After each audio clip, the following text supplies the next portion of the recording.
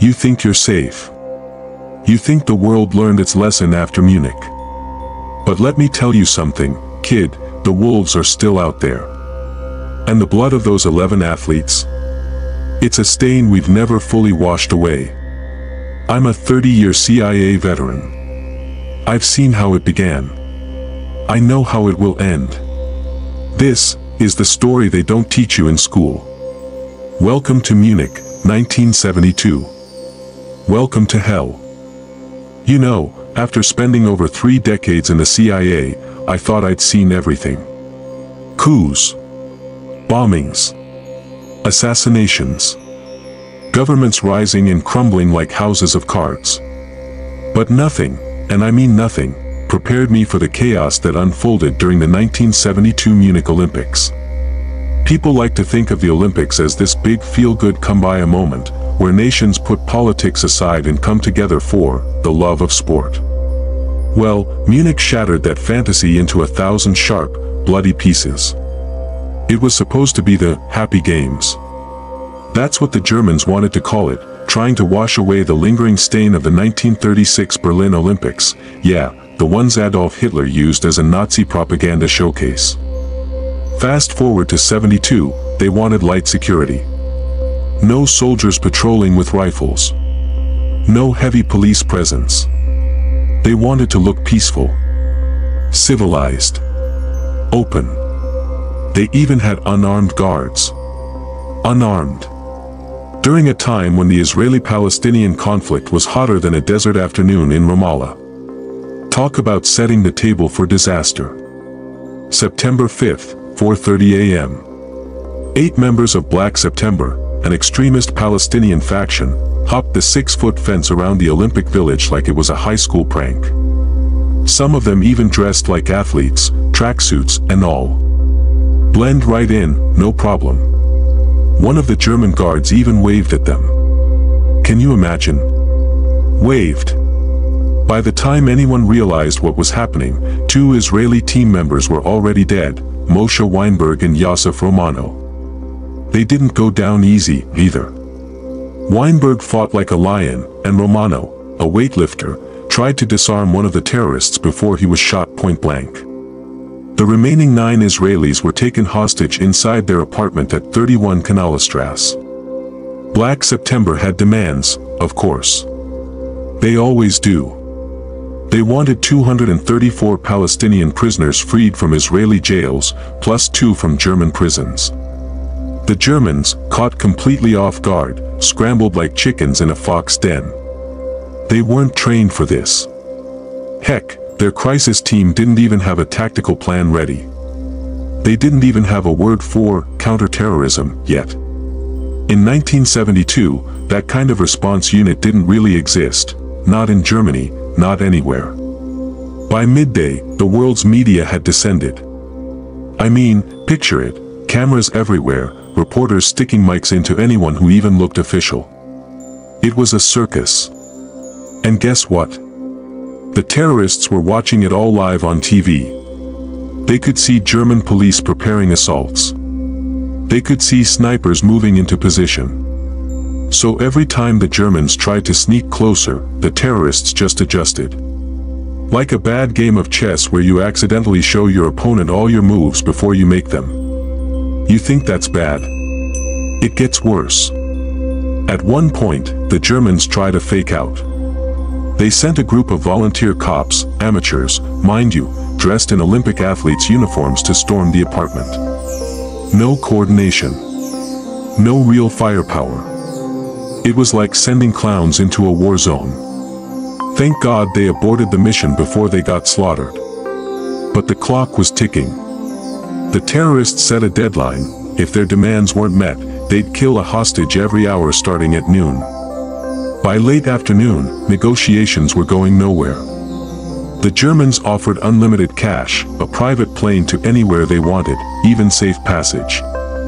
The terrorists insisted on flying to Cairo with their hostages. And here's where the Germans made their next critical mistake. They agreed to the transportation without ever planning a real extraction. They figured they could trap them at the airfield. Sounds good on paper, right? In reality, it was a complete dumpster fire. They moved the hostages and terrorists to Fürstenfeldbruck Air Base, about 25 kilometers outside Munich. The plan was to ambush them there. 5 German snipers were positioned around the airstrip. Problem was, they were completely unprepared. Wrong weapons. Bad positioning. No radios to communicate. One sniper later admitted he couldn't even see his target through the scope because it was dark and raining. Imagine being tasked with saving lives and realizing your rifle's basically a glorified paperweight. When the terrorists arrived at the airfield, they smelled the setup immediately. A firefight erupted. Chaos. Screaming.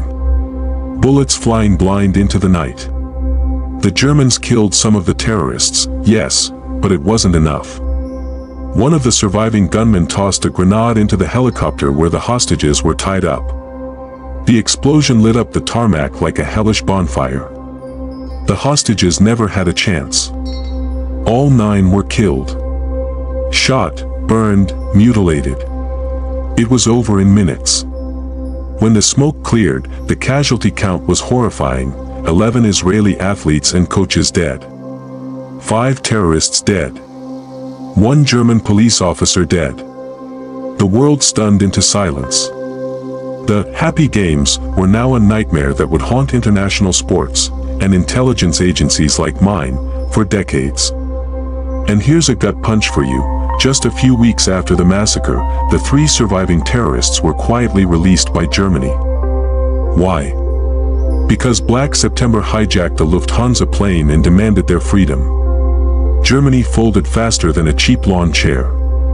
No trial. No accountability. Nothing. The families of the slain Israelis didn't even get a proper explanation. In the CIA, we have a saying, bad actors love a vacuum. In Munich, the vacuum wasn't just security, it was willpower, preparation, guts. Everything that should have protected those athletes was missing. And that's why Munich wasn't just a tragedy, it was a blueprint. A warning. The end of innocence for the Olympic Games, and the beginning of a dark new era, global terrorism, live on television. You think the world was paying attention? You bet your ass it was. In Washington, London, Tel Aviv, we were all wide awake after Munich. For the first time, we realized that terrorism wasn't some distant, third world problem. It could strike anywhere, even at the heart of civilization, in front of the whole damn world. And if you think the story ends there, oh no, my friend. That was just the opening act. Now, listen carefully, because this is where things get real dark, real fast. After Munich, Israel wasn't just mourning. They were boiling. And I don't mean public protests and diplomatic finger-wagging. No, sir. I mean Mossad, Israel's legendary intelligence agency, got greenlit for something unprecedented. Operation Wrath of God. No arrests. No courtrooms. No Geneva Conventions. Just a simple, brutal mission: hunt down everyone responsible for Munich, and wipe them off the face of the earth. And when I say everyone, I mean everyone. The masterminds. The financiers. The safe house operators. Hell, even the guy who probably fetched them falafel during planning meetings. Mossad built hit teams with one directive: no mercy. It wasn't just revenge. It was a message, broadcast in blood, that no Israeli life could be taken without a reckoning. First target: Wiles Wader. Officially a Palestinian translator living in Rome. Unofficially, Israeli intel believed he was a key Black September operative. 2 Mossad agents cornered him in the lobby of his apartment building. 10 bullets to the chest. Boom.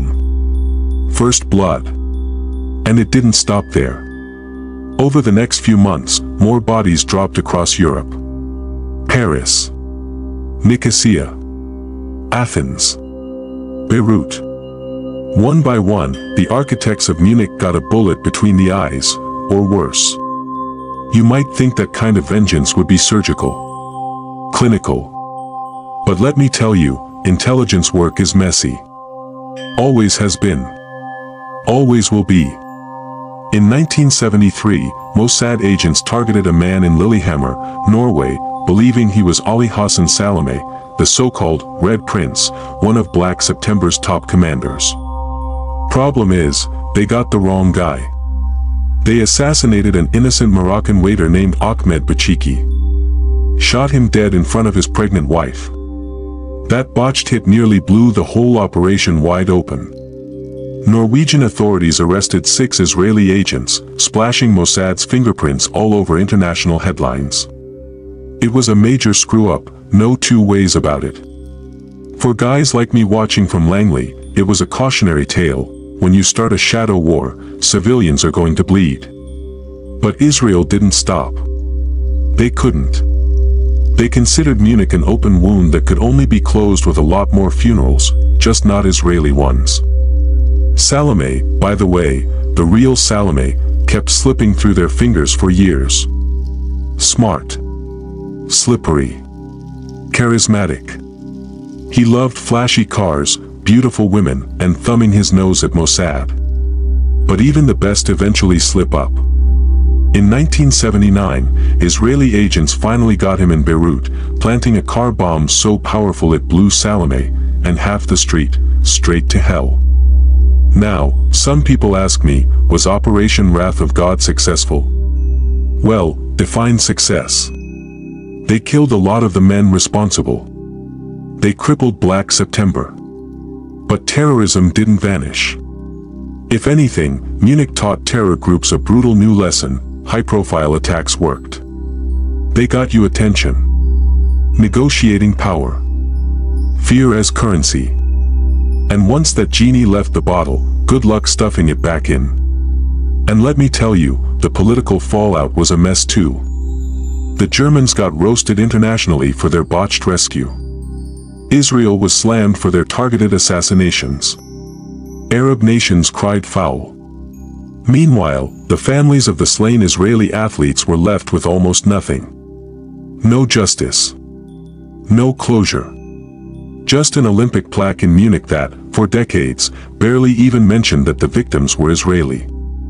You think I'm exaggerating? In the initial memorial built at the site, there wasn't even a direct reference to Palestinian terrorism. It just said something bland like, in memory of those who lost their lives. As if they tripped over a hurdle or something. It took decades of pressure, decades, before Germany and the IOC finally acknowledged the massacre properly. Only in 2022, on the 50th anniversary, did Germany formally apologize and offer compensation to the victims' families. 50 years late and $1 short, if you ask me. Now, back in the States, Munich was a wake-up call too. Before 1972, we didn't really have counter-terrorism units ready to roll. After Munich, we started building them like mad. Delta Force. Yeah, you can trace its DNA directly back to those 11 murdered athletes. Same with Europe. Britain ramped up SAS anti-terror capabilities. Germany created GSG-9, one of the deadliest counter-terrorism units ever assembled. Blood has a way of forcing innovation, even if it comes too damn late. One thing Munich taught me, personally, is that intelligence isn't just about gathering information. It's about imagination. You can't just react to the last thing that happened, you have to anticipate the next horror show waiting in the wings. You have to think like a madman to catch a madman. That's why, in my line of work, you sleep with one eye open and dream about every terrible thing that could happen, because if you don't, it will. I still think about those athletes. Young men, barely out of their 20s. Wrestlers. Weightlifters. Fencers. Some were Holocaust survivors, or the children of survivors, who thought they were finally representing a free Jewish nation on the world stage. Only to be gunned down on live television, in a place that was supposed to symbolize peace. And the thing that really twists the knife? The terrorists didn't even achieve their goals. Israel didn't release the prisoners. Palestine didn't win independence. All they accomplished was planting a seed of fear that's still blooming 50 years later. Every time you take your shoes off at an airport, every time a city deploys a SWAT team for a concert, every time a stadium scans faces in the crowd, you're living in the long, grim shadow of Munich. Sometimes, people ask me, could it happen again? I just laugh. Buddy, I say, it never stopped happening. You know what the real kicker is? After all the blood, all the bullets, all the whispered orders given in back alleys and coded messages hidden inside newspapers, after Munich, the world didn't get safer. It just got better at pretending. Every government built thicker walls, trained sharper shooters, bought shinier toys. But deep down, the ugly truth didn't change. Terrorism wasn't a freak accident. It was a damn business model now. And you could see it unfolding in real time. Plane hijacking spiked through the 70s. In 1976, Palestinian and German terrorists hijacked an Air France flight and rerouted it to Entebbe, Uganda. That story at least had a heroic ending. Israeli commandos stormed the airport in a daring raid, rescued most of the hostages, and flew them back to Israel like action movie legends. But the point is, Munich set a precedent. The line between war and theater got thinner. Suddenly every cause, every grievance, every radical with a grudge realized you didn't need an army to terrify a superpower. You just needed a handful of true believers and a few AK-47s. Even inside the CIA, we felt the shift like a punch to the gut. Before, we worried about Soviets, about nukes, about old-fashioned espionage. Now we had to start worrying about one suitcase bomb in Times Square, or one psychopath with a homemade explosive walking into a train station during rush hour. It wasn't just nations fighting anymore. It was ideas. Ideologies wrapped in dynamite and hatred. Munich changed me too. Before that, I believed, naively, that good intelligence work could stop the worst from happening. Intercept a message here, flip an asset there, and boom, you save the day, nobody even knows. After Munich, I knew better. Sometimes you could have all the intel in the world and it still wouldn't be enough. Because humans are chaotic. Fear is chaotic. And when you put enough chaos into the system, even the best laid plans burn down to ash. Let me tell you something else most people don't understand. Terrorism doesn't just kill people. It kills trust that IT kills innocence. It turns every crowded street, every stadium, every Olympic village into a potential graveyard. And once that fear takes root in people's minds, it's almost impossible to dig it out. It grows, twisting through every conversation, every headline, every sideways glance at the airport. You want proof? Look at the Olympics today. Thousands of security personnel. Surveillance cameras at every corner. No-fly zones overhead. Athletes living under tighter lockdown than a military base. Billions spent not on building faster tracks or bigger stadiums, but on building walls, checkpoints, armored barriers.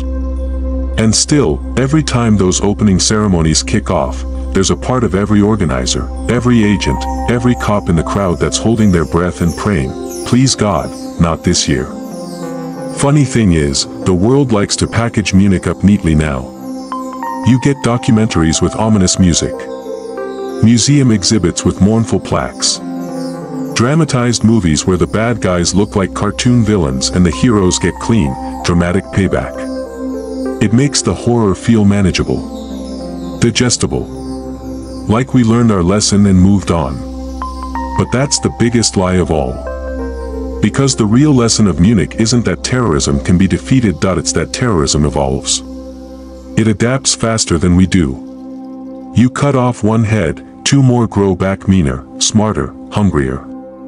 And unless you stay one step ahead, unless you think like the enemy, plan like the enemy, even dream like the enemy, you're already 3 steps behind. That's what kept me up at night for 30 years. Not the enemy I could see. The enemy I couldn't. Munich also taught me one more brutal truth. Sometimes, no matter how hard you fight, innocent people die anyway. Good men. Good women. Kids with bright futures and nothing to do with politics. And it doesn't matter how many bad guys you bag afterward, that it doesn't bring the dead back. It doesn't clean the blood off the pavement. It doesn't unburn the bones inside that helicopter. People like to ask, if you knew it was coming, could you have stopped it? Let me answer you plain. Maybe. Maybe not. Sometimes you can see the storm brewing and still not outrun it. That's the dirty secret nobody wants to print in the history books. You know, there's a quote I always carry with me. Not from a president, not from some general. From one of the survivors of the Munich team. He said, "They came for us once. They will come again.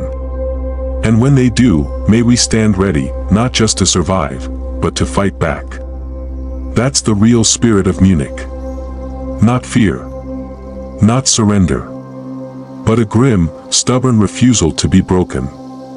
Every agent, every soldier, every bodyguard, every kid who straps on a badge and stands a post, whether at an Olympic stadium or a subway station, they're carrying the torch those 11 athletes never got to finish. And God help anyone who underestimates how fiercely that torch will burn when it's threatened. I wasn't there in Munich that night. But part of me still walks those corridors.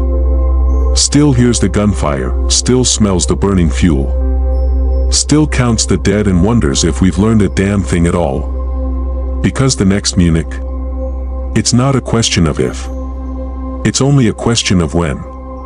And when that day comes, you better pray there's someone in the dark watching. Listening. Ready to move faster, hit harder, and never, ever let history repeat itself without a fight. That's the oath I took. That's the oath I never broke. And God willing, it's the oath that'll save lives the next time the wolves come knocking. Because make no mistake, kid. They always do.